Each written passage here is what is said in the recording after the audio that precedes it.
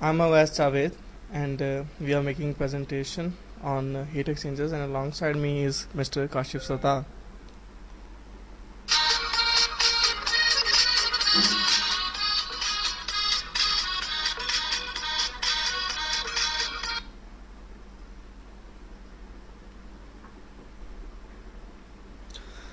Heat exchangers are used to transfer heat from one steam to another. They are used to heat steams and cool steams. The steams can be heated or cooled by other process steams, or they can be heated by steam and cooled by cooling water.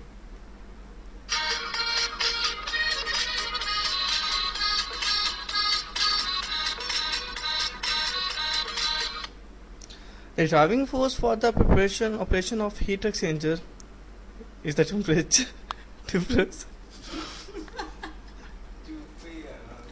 The lighter the temperature difference, the smaller the heat exchanger. However, the temperature difference is limited by boiling points of liquids, scaling material of construction, etc.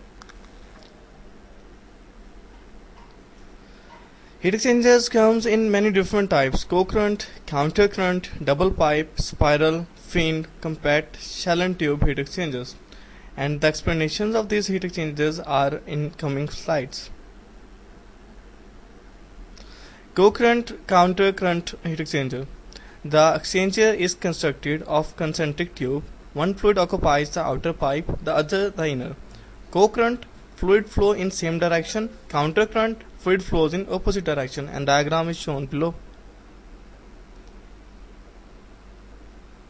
Double pipe. A heat exchanger built from concentric tubes. These are simple to construct, but many requires a lot of physical space to achieve the desired heat transfer area. Can be used for gases and liquids, and the schematic diagram is given below. You can understand it from there.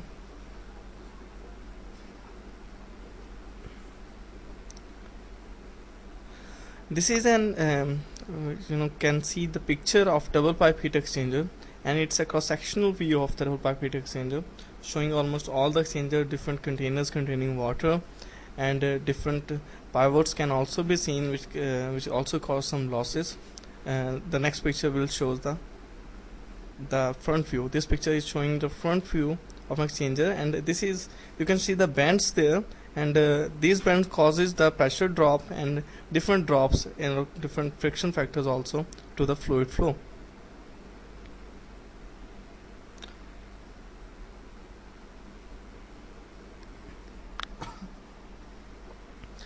Spiral.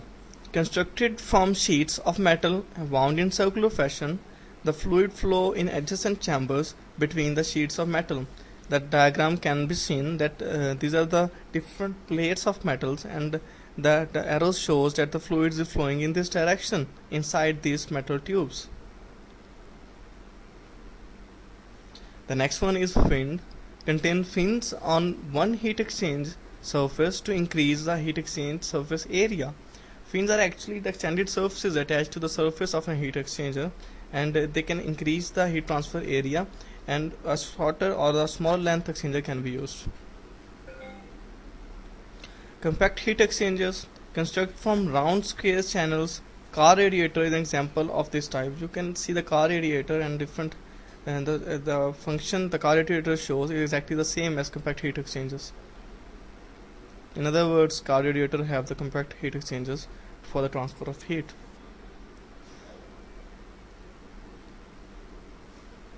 Shell and tube heat exchanger. This is the most important and the most commonly used chemical process in a chemical process industry. This provides a large heat transfer surface in a small space. Can operate at They can operate at high pressure, are easy to clean, and can made of wide variety of materials. The diagram is as shown below. You can see different fluid flow and baffle inside the diagram. The next slide shows the physical picture, the actual picture. This is an shell and tube heat exchanger which is actually being used in some industry, and all the casings and different pipes can be seen in this picture.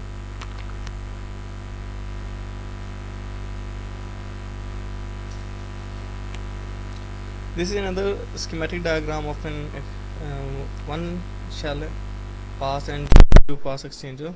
you can clearly see the one shell pass and the two tubes passes in the exchanger. Baffles are also there in order to produce turbulent in the exchanger, and the arrow shows the direction of the fluid.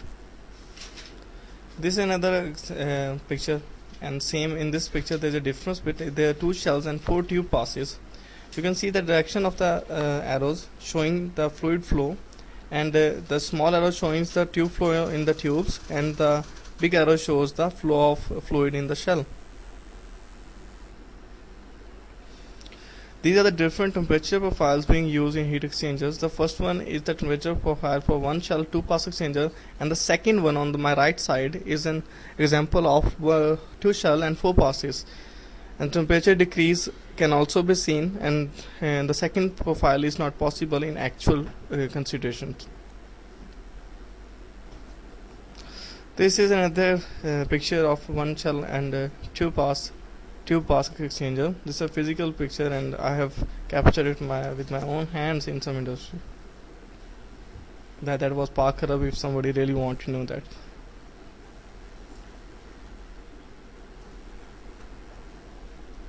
This is a pretty much close view of the same picture, and there is a black spot and a yellow spot. These are the two different phases which are being shown. That the black spot is the pass for the tubes, the yellow is also the pass for the tubes, and the outer casing is a shell of the exchanger. We can have the close look of this picture in the next slide.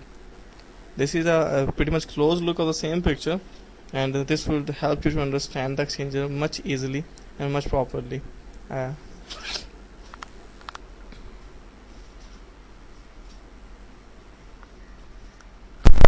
Okay, now we are going on to our next slide, and that is different parameters that affect on heat exchanger: temperature, fluid changes, baffle, and leakage around the baffles. This is also one of the things that affect the heat exchanger. Easy part is tube side. Use existing correlations to determine the heat transfer coefficient. Difficult side is shell